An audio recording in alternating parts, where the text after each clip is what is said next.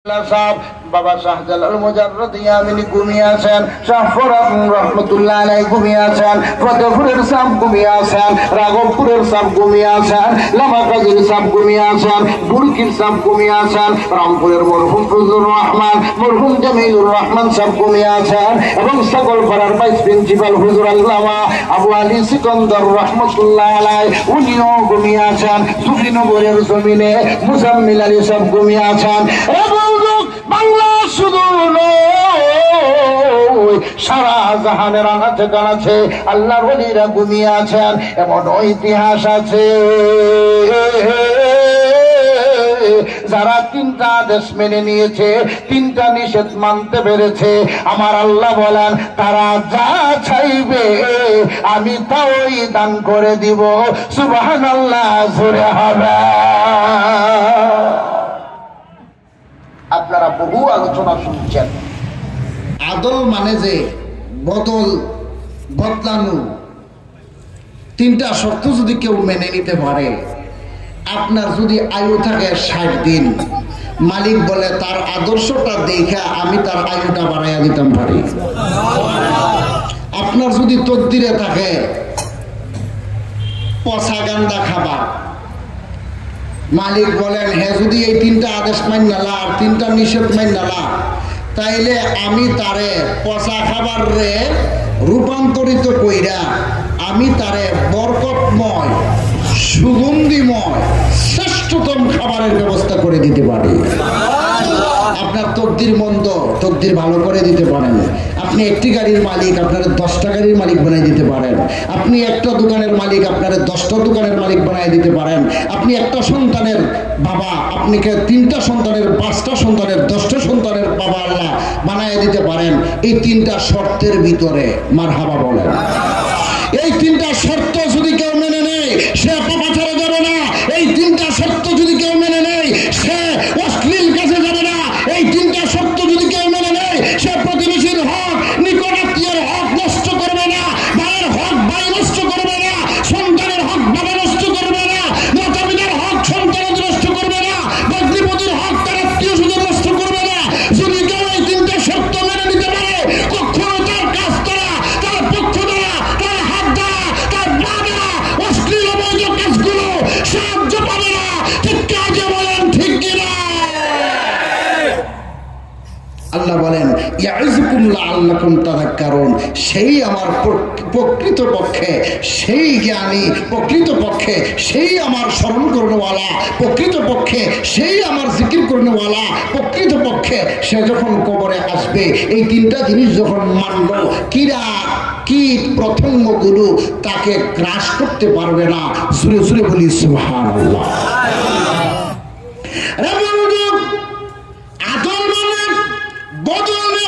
বদল কি রে? আপনারা অতীতে আলোচনা শুনেছেন, জামানা মুসা কালিমুল্লাহর জামানা, পয়গম্বরের জামানা। মুসা কালিমুল্লাহ অত্যন্ত রাগী মানুষ ছিলেন, অত্যন্ত রাগী ছিলেন। উনি এমন রাগী, রাগে শরীরের পশমগুলো খারাপ হয়ে থাকতো। টুপের পর জামার পর জামা পরতেন, এরপরেও জামা ছিদ্র হয়ে পশমগুলো দাঁড়িয়ে যেত। দেখবেন আপনাদের বাচ্চা কাচ্চা যদি, আমাদের ছোট ছোট বাচ্চা কাচ্চা হয়, মাথার চুলগুলো যদি খাড়া খাড়া থাকে, মুরব্বীরা পর সে করে ঠিক কিনা? খানা খানা যদি থাকে দেখে মুরব্বীরা ঠিক কিনা, মানে সে তুইব বেশি।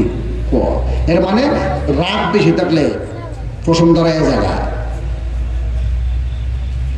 ওই পয়গম্বরের জামানা এক পাগল রাস্তা হারা, রাস্তা দিয়া না, রাস্তা ছাড়া, ও গুহার ভিতরে গিয়া আল্লাহর জিকির করে। এই 3টা শর্ত কেন? আরো কোনো শর্ত হইলে তো এর মধ্যে নাই, কারণ এর কাছে তো কেউই নাই। ওই জুড়ে ঘর ঠিক কিনা? জিকির করে। আর ওই রাস্তা দিয়ে মুসা কালিমুল্লাহ যা গিয়ে আল্লাহর সাথে কথা বলে। সুবহানাল্লাহ নাই? আর ওই রাস্তার পাশেই একজন মহিলা দাঁড়াই রয়েছে। মুসা কালিমুল্লাহ যাচ্ছে, ওই মহিলা আদবের সহিত সালাম প্রদর্শন করে বলেন, পয়গম্বর, আমার একটা সওয়াল ছিল, নালিশ ছিল। আপনি তো মালিকের সাথে কথোপকথন করেন, মালিকের সাথে কথা বলেন, তা আমার একখানা কথা একটু জানাইবেন। তো কি কথা? তো কথাটা হলো, আমাকে আল্লাহ কোনো সন্তানাদি দেন না, কিন্তু আমার নসিবে তকদিরে সন্তানাদি আছে কি না এটা একটু জান্না আসতেন, আল্লাহরে জিগাইতেন। সুবহানাল্লাহ নাই? তো উনি বলতে পারেন, গতিতে উনি বলছেন, ঠিক কিনা? হ্যাঁ, উনি তোর কুহুতরে গিয়ে কথা বলেন মালিকের সাথে। জিজ্ঞাসা করে, মালিক, এমনি এমনি এক মহিলা আমাকে ধরছে, তো ওনার কোন সন্তানাদি তকদিরে আছে কিনা, নসিবে আছে কিনা জানতে চাইছে, আপনি জানাইতেন। 3 আয়াতের শর্ত মানলে কি বদলা দেন, এটার বাস্তব প্রমাণটা আমি দিতেছি। মারহাবা বলেন। বলে যে আমি তো দেখি না, না তার তকদিরে নাই। কি নাই? পয়গম্বর ফিরে আসলেন, মহিলারে বললেন, আল্লাহর বান্দি, আপনার তকদিরে মালিক কোন সন্তানাদি রাখছেন না। মহিলা খুশি হইব না দুঃখ পাইব? দুঃখ পাইব। উনি কান্না শুরু করে দিলেন। কান্না করতে করতে আল্লাহর বান্দি রাস্তা থেকে ঘরের ভিতরে গিয়ে প্রবেশ করলেন। স্বামী কাজে গেলেন, যদি আল্লাহ সন্তানাদি না দেন ওনাকে বিদায় করে দিবেন। ইতিমধ্যে বিছানায় পড়ে পড়ে কান্না করে মালিকের দরবারে প্রার্থনা করে, ওগো প্রভু, কি অপরাধ আমি করেছি, কি ভুল আমি করেছি, কি বেয়াদবি আমি করেছি, আমার নসিবে কেন গো সন্তানাদি তুমি রাখা না? এমন ভাবে কান্না করে।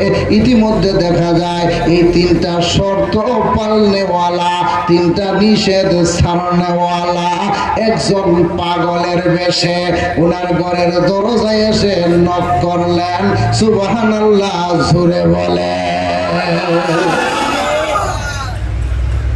আদল কেমনে যে বদল নেয়, বদলা নেয়। সুবহানাল্লাহ।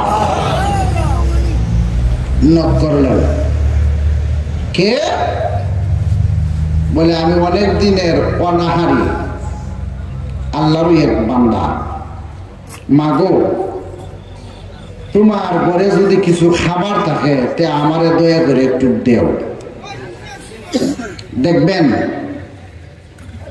রাস্তাঘাটে, বাজার হাটে অনেক পাগল ফকির অসহায় আছে, আমরা কাছে চাই। অনেক সময় আমরা দেই, অনেক সময় তারা না দিয়া ধমক দেই। আছে না?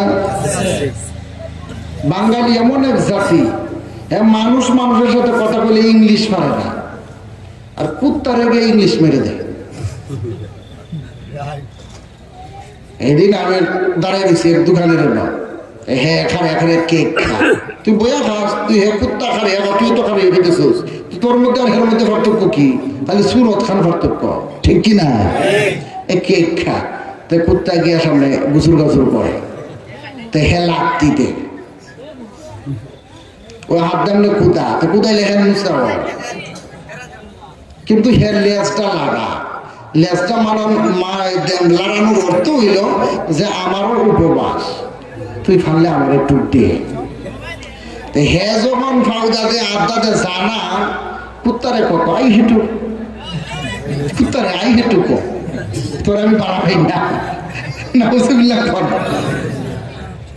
হে যাইতে ঘরের ভিতরে গেছে গা, গিয়া দরজা খাইয়ে দিছে। কুত্তার এর সাথে সাথে, কুত্তা তো কাপড় বলে যাই ওই ভাই, এর সাথে সাথে গেছে। আমি গাড়ি গাড়ি দেখি, মনে মনে কয় কার হাত বাড়িটা আমি ওয়াজও দূরে তুলতেছি, মনে শুনতেছে ওই হে যে ওই নাম কইতাম না, পরে নাম টাম লইছি, পরে তওবা করছে, হুজুর আমি আর এমন করতাম না।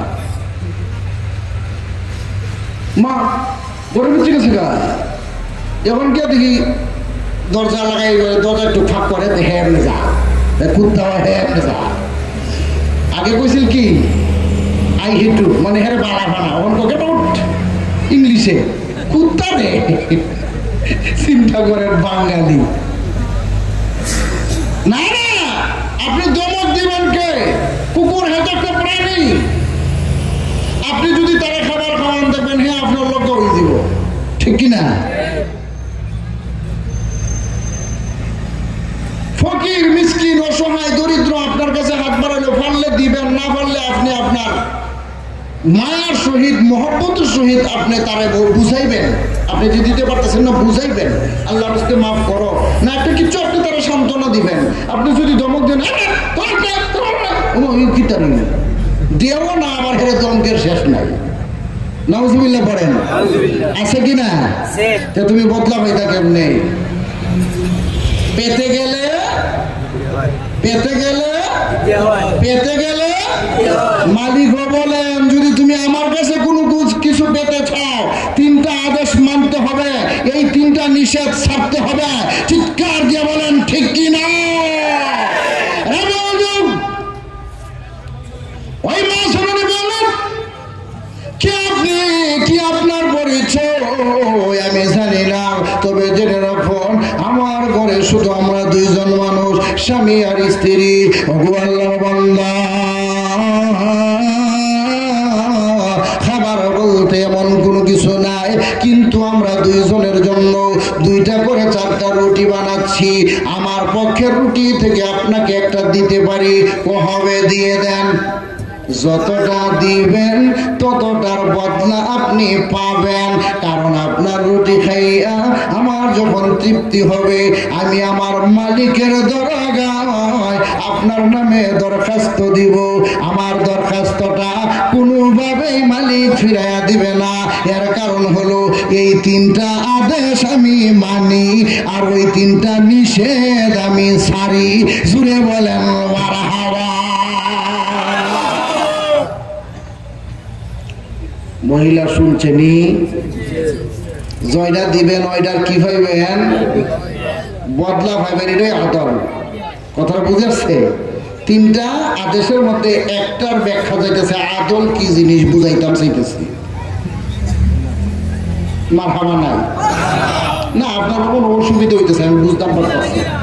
হ্যাঁ আমার গরিব তো একটু হয়ে গেছে, রায় তো বেশি হয়ে গেছে। আচ্ছা, গতকালকে কুয়াশা কেমন ছিল? বেশি না কম? আজকে কম না বেশি? বুঝছেননি? হ্যাঁ, আল্লাহর ওলি আগমন করছে। মারহাবা কন। বাস্তব কারামত আপনারা দেখে গেছেন। আমি ওনাদেরকে রাইখে আমি চলে গেছিলাম মাহফিলে, কিন্তু মাঠের লোক ছিল না। আল্লাহর ওলি আগমন করার সাথে সাথে মাঠ ভরছিলনি। মারহাবা কই গেল? কিন্তু সন্ধ্যার সময় প্রচুর ঠান্ডার আভাস বোঝা গেছে, কিন্তু এখন এই ঠান্ডাটা এত প্রভাব নাই। আল্লাহই ভালো জানে। আল্লাহু আলাম। জোরে বলুন আল্লাহু আকবার। ওই আল্লাহর বান্দা, মনে আসেনি? একখান রুটি দিলে, রুটি আল্লাহর বান্দা খাইলেন। খাওয়ার পরে বলে, গো মা, আমার পেটের ক্ষুধা যায় না। আমরা যদি কেউ দিই, খায়া যদি কর আমার পেট ভরছে না, কি তৈব অবস্থাটা? এমনি দিয়া না, আর যদি কোনো সুরত দিয়ালা, খাওয়ার পরে যদি আমার পেট ভরছে না, কি কইব মালিকে? ওইটা নাকি তোরা দিই না, ঠিক না? কিন্তু ওই আল্লাহর বান্দি বলে আপনার পেট ভরছে না, তা আমার বাগে যে 2টা ছিল, 2টাই আপনি খাইলেন। সুবহানাল্লাহ কর। এমন ইতিহাস একটা ঘটছে চট্টগ্রামের জমিনে। মারহাবা কন। কোথায়? চট্টগ্রামের জমিনে। আমি ওনার জীবনী ইতিহাস পড়েছি। ওই জীবনী ইতিহাসের মধ্যে পেয়েছি যিনি মঈনুদ্দিন আল মাইজভান্ডারী, ওনার জীবনী ইতিহাসের মধ্যে এমন একটা ঘটনা ঘটেছে, আল্লাহু আকবার। এক আল্লাহর বান্দি সন্তান প্রসব করতে গিয়া ইন্তেকাল করছেন, সন্তান রয়ে গেছেন গর্ভে। ওই আল্লাহর ওলি গিয়ে বলেন যে আপনারা ওনাকে ঘরে নিয়ে যান, এমন একটা ঘরে নেন যেখানে কেউ দেখে না, ওই ঘরে রাইখা এসে পড়েন, সুবহানাল্লাহ পড়েন। ওইখানে রাখছেন, উনি উনার হুজরায় চলে আসছেন। ইতিহাসের মধ্যে উনার জীবনীর মধ্যে লিখেন যে আমি গুনাহগার এতটুকুই বলছি যে আল্লাহ অপরাধ করলে না, মা করছেন, কিন্তু পেটের সন্তানটা তো নিষ্পাপ, সুবহানাল্লাহ। পেটের সন্তানটা তো নিষ্পাপ, কিন্তু মৃত মা সন্তান পেটের ভিতরে, আল্লাহ তুমিই জানো কিভাবে রাখছো, তবে নিষ্পাপের উসিলা করে তো তুমি মাফ করতে পারো। আল্লাহ ওই মা জননীকে 3.5 ঘন্টা পরে পুনরায় ওই মা জননী জীবিত আবারও সন্তানও প্রসব করেছেন। জোরে বলেন আল্লাহু আকবার। হয়তো ওলিদের এটা মুখের বাণী, মুখের বাক্য, আল্লাহর কাছে প্রার্থনা করেছেন, কিন্তু আমার মনে হয় মালিক ওনাদেরকে কবুল করে নিয়েছেন, এজন্য মালিক ওনাদের কথা শুনছেন, শুনিয়া দয়া লাগছে, মায়া লাগছে। আল্লাহর মায়া ছাড়া তো উপায় নাই, জোরে বলেন ঠিক কিনা। আল্লাহ পুনরায় দিলেন। দ্বিতীয় রুটি দিয়ে দিলেন, ইতিমধ্যে বলে ডাক দিয়ে বলে মা গো, তুমি 2টা রুটি দিয়েছো, 2টা বদলা পাইবা। যদি 3টা রুটি দাও, 3টা বদলা তুমি পাইবা। যদি 4টা রুটি দাও, তুমি 4টা বদলা তুমি পাইবা। ওই মহিলা পর্দার ভিতর থেকে উত্তর দেয়, আল্লাহর বান্দা, কি আপনার পরিচয় আমি তো জানি না, কিন্তু কোথায় আপনার বাড়ি আমি জানি না, আপনাকে আমি কোনোদিন জীবনেও দেখি না। আপনার কথা শুনে গো আমার মনে সাক্ষী দেয়, আমি যা চাই তা আল্লাহ দিবে কিনা। বলে আপনি যেটার জন্য পয়গম্বরের কাছে আপনি নালিশ করেছেন সেটা আমি শুনছি। সুবহানাল্লাহ কয়ে গেছে, যেটা নালিশ করছে উনি নাকি শুনছে। কই থেকে শুনছেন? আপনি যেখানে দাঁড়ায় কথা বলছেন, আমি ওইখানে ওই জঙ্গলের ভিতরে আমি আল্লাহর জিকির করছিলাম, কারণ এই 3টা আদেশ আমার মধ্যে আছে, আদল করা, ইহসান করা, নিকটাত্মীয়ের হক আদায় করা। আমি জীবনেও আমার নিকটাত্মীয়ের কোনো মানুষের হক নষ্ট করছি? আমরা যারা এনে আছি আমরা মনে হক নষ্ট করি না নাকি? আমরা অনেক সময় দুনিয়ার মায়ার জালে বন্দী হইয়া লোভের তাড়নায় করে ফেলি নাকি? আজকে থেকে আমরা তওবা করতাম, আল্লাহ নিকটাত্মীয়ের হক আদায় নষ্ট করতাম না, বাধ্যতামূলক হক আদায় করার চেষ্টা করব। দ্বিতীয় নাম্বার ওয়াল ইহসান। ইহসানটা কি? বৃদ্ধ মা বাবা আছেন, ওনারা এখন যদি প্রস্রাব করতে যায়, আল্লাহু আকবার, 5 মিনিট 7 মিনিট 10 মিনিট 15 মিনিট পরে প্রস্রাব জ্বরে, মুরব্বী বাবা তো প্রস্রাব জ্বরে কিনা, তখন উনি আরেকটা লুঙ্গি পাল্টায়। আবার যখন প্রস্রাব করতে যায় প্রস্রাব জ্বরে, তখন আর লুঙ্গি পাল্টানোর ব্যবস্থা নাই। বাবার লুঙ্গি লাগে 2টা, আপনি লুঙ্গি আইনা দিতেন 4টা, এটার নাম হচ্ছে ইহসান। মারহাবা কর।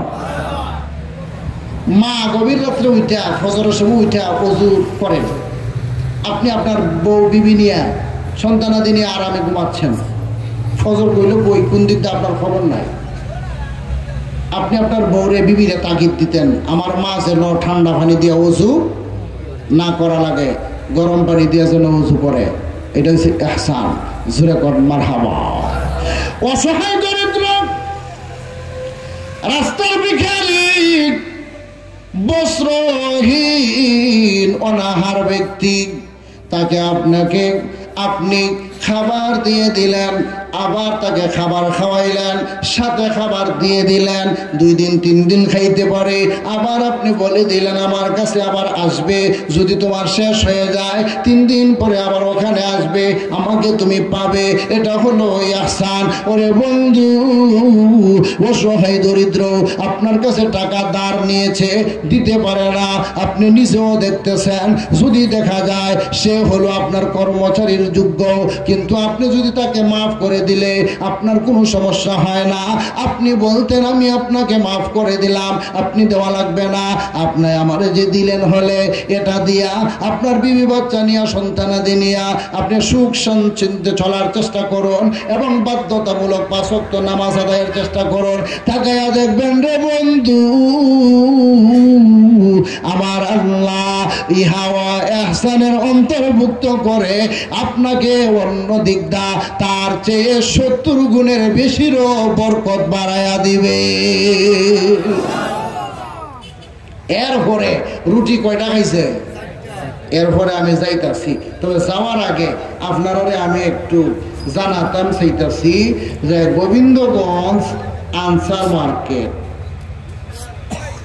আনসার সুপার মার্কেটের স্বত্বাধিকারী পর্তুগাল প্রবাসী জনাব খালেদ আহমদ হৃদয় সাহেব আগামী বছর আমাদের এই মাহফিলে সম্পূর্ণ প্যান্ডেলের খরচ দিবেন।